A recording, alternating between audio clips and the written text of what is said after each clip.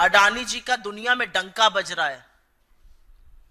और किस तरह से डंका बज रहा है पहले उसकी बात कर लेते हैं, फिर जो कुछ आज शगुफे छोड़े गए हैं उस पर प्रकाश डाला जाएगा। फ्रांस की बड़ी कंपनी है टोटल एनर्जी, दुनिया की 7 बड़ी एनर्जी कंपनीज में से एक है। अडानी ग्रीन एनर्जी में 20% की हिस्सेदार है। उन्होंने निर्णय लिया है कि अब भविष्य में अडानी ग्रुप में कोई भी निवेश नहीं होगा। यह निर्णय भ्रष्टाचार, घूसखोरी, जालसाजी के जो आरोप लगे हैं अमेरिका में, उसके चलते किया गया है। ये उनकी प्रेस रिलीज में है कि हमारी 0 टॉलरेंस है भ्रष्टाचार को लेकर। तो टोटल एनर्जी ने आगे आइंदा निवेश ना करने की ठानी है। यह फ्रांस से कहानी आ रही है। एक अमेरिकी एजेंसी है जो अब रिव्यू कर रही है कि श्रीलंका का जो बंदरगाह, जो पोर्ट अडानी को मिला था, उसके लिए फाइनेंस रिलीज किया जाए या ना किया जाए। करीब $553 मिलियन का करार है, वो किया जाए या ना किया जाए।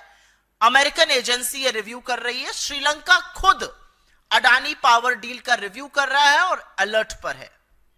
इजराइल में हाइफा पोर्ट जो मोदी जी के जाने के बाद मिला था, जैसे श्रीलंका की डील भी मोदी जी के कहने से मिली थी, और मैं नहीं कह रही हूं, वहां के पूर्व राष्ट्रपति ने कहा है।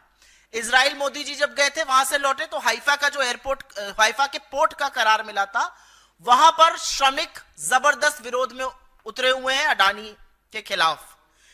कीनिया के राष्ट्रपति ने तो सदन में बताया कि एयरपोर्ट की और पावर की डील को हम रद्द करते हैं, और हम सबका सिर शर्म से झुका। जिस तरह का जश्न कीनिया ने मनाया अडानी की डील रद्द होने का, एक हिंदुस्तानी कंपनी ने इस तरह हमारा सिर शर्मसार किया।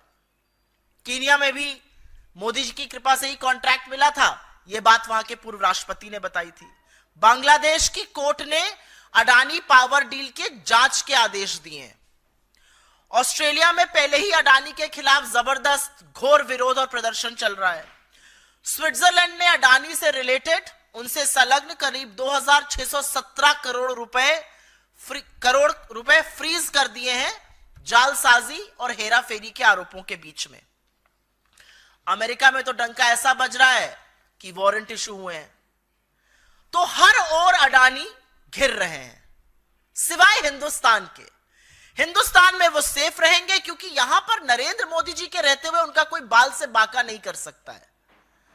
यहां असलियत यह है कि एजेंसियां मूक दर्शक बनी रहेंगी, वरना इतने संगीन, इतने गंभीर आरोप लगने के बाद आज तक, अभी तक उनकी गिरफ्तारी हो जानी चाहिए थी।